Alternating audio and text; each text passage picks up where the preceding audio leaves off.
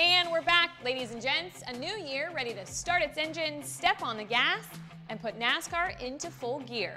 I'm Kim Coon. This is Rearview Mirror. It's been quite the off-season with driver crew chief shakeups and new rules changing the field and setting the stage for some bumping and grinding.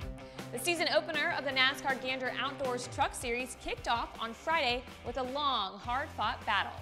The race saw a record 11 cautions and record 55 caution laps. Reigning series champ Brett Moffitt fell behind on lap 54 of 111 thanks to a 12-truck pileup which set the gears in motion for a wild race. Ben Rhodes led the field before a 10-truck wreck took him out of contention and further thinned the field.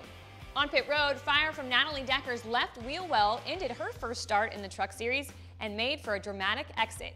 But it was Austin Hill in the 11th lap of overtime that beat out a surging Grant Enfinger to take the checkered.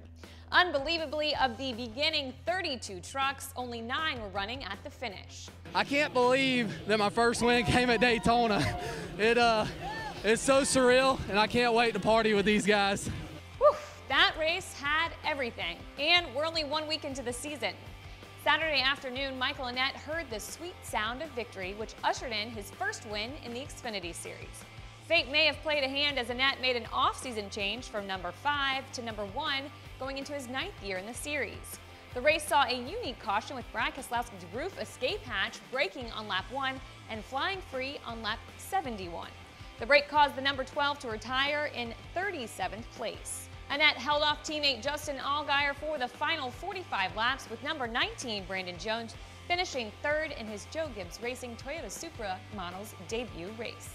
The victory was also the first for former Casey Kane crew chief Travis Mack.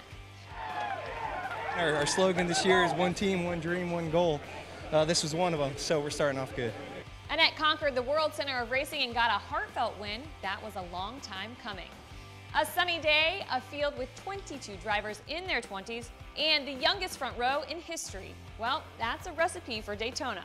With 7 drivers starting in their first Daytona 500 ever, it was the young and the restless. In the second caution of the night, the number 17 grazed Kurt Busch, sending him back into the number 43 and shaking up the field. Kyle Busch clinched stage 1 and Ryan Blaney took stage 2, but it was the 6th caution on pit road that really rocked the house in a multi-car wreck.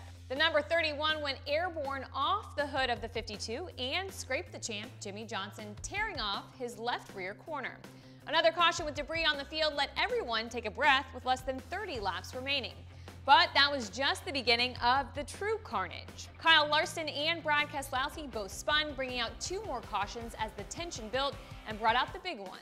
Matt DiBenedetto tapped Paul Menard and set off a chain reaction 18-car pileup, but unbelievably, the night wasn't over yet.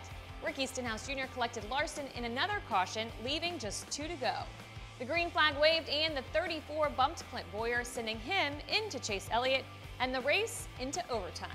The number 34 made a run on race leader Denny Hamlin, but the number 11 held on and took home his second Daytona 500.